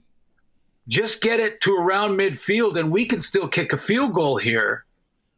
And then, again, another example of, in Canadian football, this can happen. What was there? There was 19 kick return touchdowns last year. I think there's been years where there's been 29 or 30 of them. If you go back to Gizmo's time, they were happening quite regularly. And it's a unique athlete that, like Mario, who this can happen. It can happen on a missed field goal. It can happen a punt. It can happen a kickoff return because of the dimensions of the field. Spread them out, especially if you're the cover team and you don't have 12 guys. That doesn't help your cause trying to tackle a guy like Alford. But I just saw that final 3 minutes to drive the field for Toronto, tie it, and then in 20 seconds, a guy goes 99 yards. I mean, come on. Like if I was writing a script, I would have written the script and went, no one will believe that. No, I'm not going to have a 99-yard touchdown with 20 seconds. No one will believe it. Scratch it out. We had Kent Majuri, special teams coordinator, on the coaches show yesterday. If anyone missed that, yes, go back and listen to it. Great interview, great man. And he kind of talks about how they set up, what they were prepared for, what they thought the Argos were going to do. I asked him, did you think maybe they'd have 11 guys on the field? No, he's like, no, not that. But he says, hey, it does happen, not often in the regular season. What else impressed you from the Riders side when you're watching that game against Toronto? Yeah, the 3 games, when you take them all and you look at that, they have won in different ways. Mm-hmm. They have been down in games. They have had moments where the offense was losing traction. They've had moments when the defense gave up yards, especially through the air. We've seen some big passing games from the opponent, but they're finding ways to win. And when we talk about struggling teams, I think about even the 0-4 Bombers last year. We're talking about struggling teams. You're saying they haven't figured out with this new group how to win yet. They have good, some good receivers. They have a good back. They have some good linebackers, those kind of things. But they haven't come together to figure out how do we finish and win games. And to have those moments where it's not perfect and it's not working exactly the way you want, but still find a way to win, that's what the Riders have been doing for 3 weeks in a row now. They've been figuring out and not giving up hope on winning football games in different ways. It's a different receiver for Trevor. It could one game it's Keyshawn Johnson, next game it's Emilus. So that's what I'm most impressed with this team. They don't give up hope no matter what's happening in the game. They're backing each other, including their kicker, because all I hear from all his teammates is that they believe in him, which is great. And they're finding new ways to win all the time, and that's going to help them down the road. I'm sure you didn't like to see a little bit of a tit for tat, starting with Del Duncan Busby. First off, what did you think on that play? Borderline dirty? Do you think he just kind of misread how low he was going on that? Well, I don't think you're allowed to cut block within the tight end sort of box. That's part of the rule. So I don't think there was any malicious intent. I didn't think that watching the game, and didn't think that when I was calling it. It was just outside of that area. So, in the speed of the game, and I'm not giving an alibi because it's a penalty for sure. It's a low hit penalty, and that's what they're trying to get rid of because it can injure players. It's a player safety issue.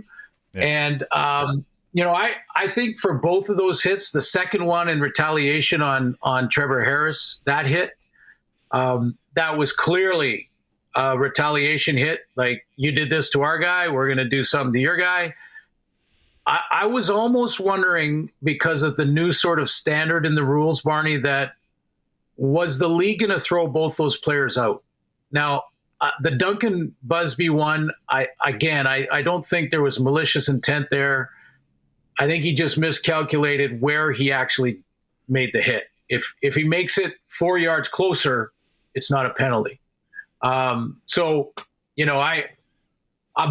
there is a new standard, and their tolerance for stuff after the whistle or dirty play, late hits, things like that, their tolerance is disappearing. So they're going to start throwing people out for that. And both those players didn't get thrown out. Do you think the BC Lions are going to do everything possible to get Nathan Rourke in the lineup Saturday? And it's early in the season, but it is kind of a big game standing wise. Or do you think they'll maybe be cautious with it? Well, according to Farhan, he didn't practice today. Farhan was out there at practice, and it was sort of more of the same as far as what he was working on, doing some things, some light throwing and stuff on his own, not with the team. So if that happens for another day or two, it's highly unlikely that they're going to push that and try to get him in with where we are in the season, right? I mean, if this is a game to make the playoffs or a game in the playoffs, maybe they push it. But I would be surprised. And I don't think they've given up on Jeremiah Masoli because of one game. I think his timing was off. There's no question about that. But he hadn't played in a long, long time. So I wasn't surprised by that. And he did some good things too. Some of those Masoli things we remember back when he had a 5,000-yard season. Yeah, that seems like a long time ago. It was. Are you? Where do you stand on Edmonton? Like, that worrisome. Like, the crowd, one thing, and then now they're going into Winnipeg. They're 0-2. Are they gonna stay the course, or could we be seeing Cody? I gave it over under 6 games, and I went under. That we see Fajardo in there. Well, I just had a Zoom earlier today because I'm going to do that game. That's my first game of the weekend, and then the Rider game is number 2 for me. So looking forward to both. But I just Zoomed them, and their confidence is still there. Mark Killam, their new head coach, had talked to me about that. When he watches their work ethic, he watches how they're working. He believes that it's there. Like, they have the personnel, and they believe in Trey. They're not wavering from that right now. But they also said, but we have to, our offense has to gain traction and be more consistent. So however that looks in the future, we're not sure. We have to just keep working with it. But, I would suggest, and I actually mentioned this to the coach, that when you look at the Edmonton personnel on defense, they are underachieving.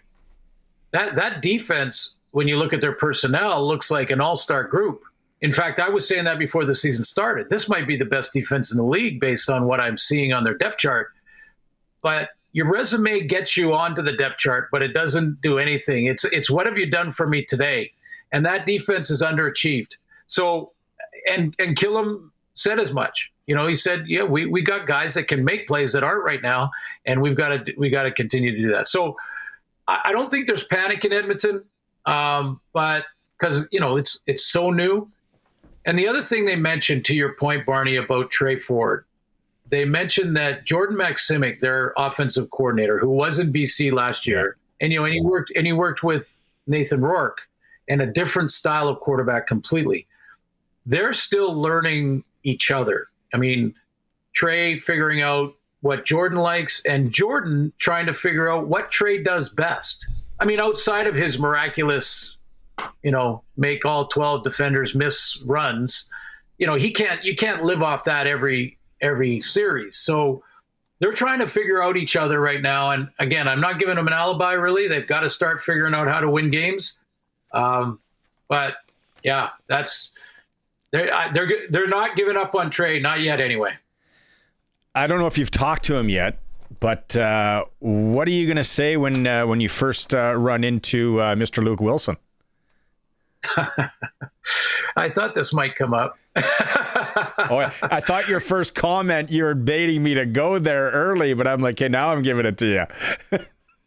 Yeah. No, hey, the thing that we do in the media, and that could be with our group at TSN, and not just with Luke, going back years with other reporters and other analysts and things like that. First of all, we often disagree. I mean, and Barney, you and I can disagree as well. In fact, if we agreed all the time on these hits, it would be pretty boring radio. So, I think the part where you disagree with colleagues happens all the time and will continue to happen. And there's things that Lucas said that I disagree with. The one thing that I do want to bring up, though, is when any analyst or reporter or whomever says that I'm telling the truth, I would suggest that what we do is give our opinion based on our backgrounds. It's a good point. So I give my opinion based on my background in the game, and Luke gives his opinion based on his. It's not the truth or not the truth, has nothing to do with that. What it is an opinion. And, the listener or the viewer can decide who they want to believe. That's up to them. But I will say I will disagree with colleagues. I am now in a lot of things, and I will continue to do that, whether it's Davis Sanchez or Luke or whomever. And I disagree with some of the things that he said, but he's entitled to his opinion, and that's exactly what it is. And because you have an opinion doesn't mean you're right. That is a good point. The one there's a number of pieces from there. The penalties. It wasn't the most exciting week for football. We had a bad weather game in Calgary. The Vancouver, the game in was a bit of a sleeper at times. Rider game exciting at the end for sure. Probably the best game of the week. That happens, and you don't have the amount of teams as other leagues. What was it? Game 5 of the Stanley Cup Final was an absolute yawner. Some of the NBA final games could have put me to sleep as well. That's going to happen. The fact about the one thing was junk football. I don't think you needed to go there. And last year, and I think even you and I talked about it, it was like every week, especially as a guy who likes to sprinkle and place some wagers on games. It was exciting. Like you didn't know what was happening in that last quarter of a game. You thought you were riding high. So I think the one, weekend or the one slate of games could bounce. That's the one thing. Like, no, hey, and the 2 minute, and we Darian yesterday, and you would know this as a guy who played defense in the bloody league. It's like, it check downs because that's what the defense is giving you. Yes. You're not going to air it out. And the NFL, I don't know how many times have you watching an NFL game, and I said, Sask Lotteries is our sponsor today. I'm ripping up my Sports Select ticket because I know with 2 minutes and 40 seconds left, they're going to kneel it down. This thing's over. So it's subjective. Yeah, and it's subjective. It's a good point. And the other part of that is that we in the media, and that could be again part of our own TSN staff, going back for years. And in fact, it could be even league officials. Sometimes not sometimes, all the time we can choose what our narrative is going to be. We can choose what we're going to emphasize, and we can choose what we're going to be, what we're going to bring to the attention or bring part of our analysis. We choose that narrative. So people choose differently. And, I would suggest that you could choose the penalties in the Toronto-Saskatchewan game to talk about, or you could choose the finish. Mm-hmm. I would prefer to choose the finish. I can agree 100% that there were way too many penalties. I mean, you talked to both coaches. You hear what Ryan Dinwiddie said in the locker room after that game? Mm-hmm. He went in there saying, "I'm cutting people here." Like that's how they felt about those penalties. Way too many. But I've seen it early in the NFL. I've seen it early in other sports. It's choosing a narrative. It's an opinion, and we can disagree. It makes for healthy debate. And one other thing, Barney, about sort of the last couple of weeks in that. Sometimes, when I feel like at times people think I'm constantly defending the league, but you and I know, and you have seen me on this show many, many times with my list. Sometimes it's a long list of issues with the league or things that are happening in the league that I don't agree with. Again, an opinion. And I could give you 3 or 4 right now that I don't agree with, but I have many times criticized decisions by commissioners, decisions by coaches that through my experience, I disagreed with, and one of them was a Dave Naylor article that happened 3 or 4 weeks ago about the Canadian ratio and how they've changed the rule where they're counting plays by a certain American and all this. That rule to me is crazy. Why we don't change? Maybe Stuart Johnson will do it. But, again, with Dave on that article, I agreed with the premise of it that the rule needs to be simplified. The ratio needs to stay intact, but the rule needs to be simplified. But the language of it's incomprehensible to a fan is excessive. And that's a chosen narrative. And I'll choose a different angle to bring to the viewer. Mm-hmm. But I have criticized the league many, many times, as you know. Yeah, well, that's okay. Like you said, hey, I've criticized. I criticize everything, mostly off. But okay, he said there were 12 quarterback sneaks. So Luke Wilson stuff aside, and all that, I want to leave you on this. And I think his longest was 19 yards in that game. But this Tommy Stevens, man, I don't know how you, like, what a pickup. I know I watched him a bit in Calgary, passive, right? Now he's in our stable. He's here. You see how big he is. I'm like, what a weapon. And then that 19, Glenn, I don't know when you're watching the games, he's breaking one soon. And yeah. I think there's going to be a time where they're going to let him sling one. Oh, and they should. Yeah, and I'm sure it's already in the playbook. Like, sure. I don't know that. I don't know that for a fact, but he's a quarterback, so it's not like putting a fullback back there and have him bowl over people. But no, this is a weapon. Not just a let's just get the 1 yard we need. This is a true weapon. And he was in Calgary too. Dustin and I, my colleague, we did a pretend draft of weird things like who would you want to be your interception guy? And I wish that at that time I took Roland Milligan, but I didn't at that time. It was the beginning of last year. But we said, who's your short yardage guy? And I got first pick, and I took Tommy Stevens, and he was actually on Twitter talking about it because we talked about it on the air. But no, this is a weapon, and I'll wrap up my thought on Tommy Stevens with this. It seems to me that there was a lot of discussion on the tush push in the NFL. Mm-hmm. Isn't that interesting? That it's very similar to short yardage in the CFL, isn't it? I can't believe that thing didn't get banned. Like what they're doing there. What again? Hey, maybe next year. Okay, we'll regroup on Thursday. We'll tee everything up. So what games are you doing this week? So I'm doing the Bomber game against Edmonton, and then I'll be doing the Rider game, the Lions Riders. Yep.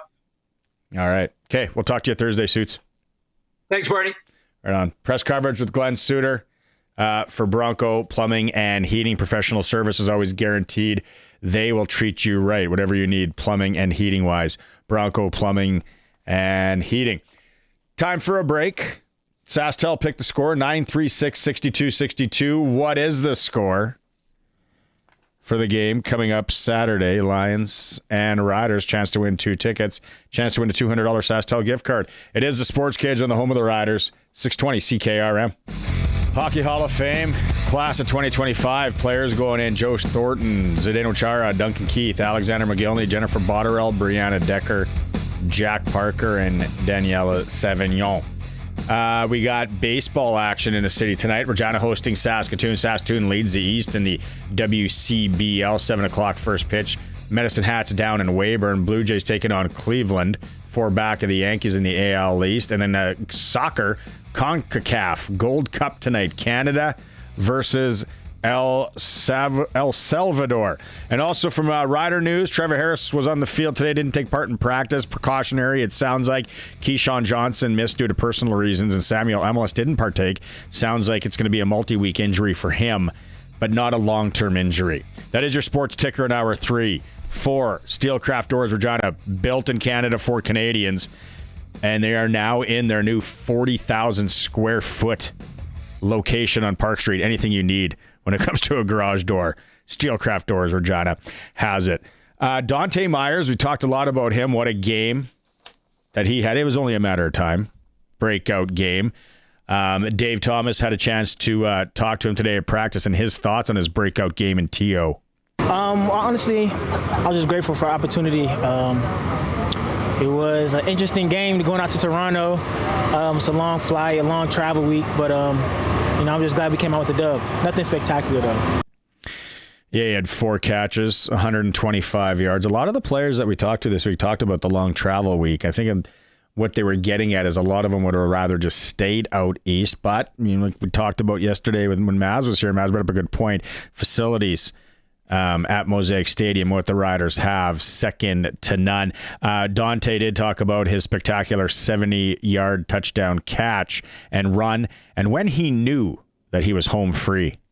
As a ball carrier, when you catch the ball, you kind of feel for the open space and kind of anticipate the zone. So as I caught it in stride and saw, I try to just run a daylight, just like Little Leagues, you just run a daylight and just try to get in the end zone. And then, again, something else we have talked about is the difference in playing slot to wideout. Here's what he had to say about that. Well, I'll say the most important thing is a waggle. And I played slot majority of my college career. So it's a familiar spot with me. Just add the waggle and do an extra little film study and you'll be good. So it was comfortable. I felt natural in there. Whether it's outside or in the slide, I've had to use the downhill waggle. That's part of the game, you know. And so you just kind of adapt it. And whether you're the furthest inside, the second inside, you just kind of do your job. Who is the receiver this weekend that we're talking about on Monday? That's what I'm curious. That's what we were talking to Glenn. And he brought that up. It's like, you know, it seems like every week there's a new rider. There's, you know, is it Roboselli if he's in the lineup? Del Duncan Busby. I like it. They're not. We don't have to take the top off. Quotation marks. Guy. But the way Trevor Harris gets rid of the ball, weapons on that offensive side. Mitch Picton, has he been good this year as well? SaskTel picked the score. A few minutes left to get in on that. 936-6262, the Prairie Land Rentals text line. Whatever you need, 600 Albert Street, power tools, gardening tools if you need to rent something, or they also deal in Husqvarna if you want to purchase. Text it in. Chance to win 2 tickets to the game on Saturday, and then if you're closest to a $200 SaskTel gift card. And I'll be mentioning this on Thursday. It's at 5 p.m. Thursday, the Saskatchewan Rough Rider Foundation 50/50, the Early Bird, the PEI Cavendish Beach Music Festival. Flights from Saskatchewan, accommodations, 4 nights, 2-person VIP admission, round-trip transfers, and a car rental. Or you can just take $76.50 in cash, but you got to get your 50/50 before Thursday at 5 p.m. in that. So that's it. Big news from the Regina Pats today. Alan Millar going to Hockey Canada. Dale Derkatch, who we talked to in hour 2, stepping in. We will replay the interview with the departing Alan Millar when we come back. It is the Sports Cage. We are the home of the Regina Pats. We are the home of the Saskatchewan Rough Riders, streaming at sportscage.com and on 620 CKRM.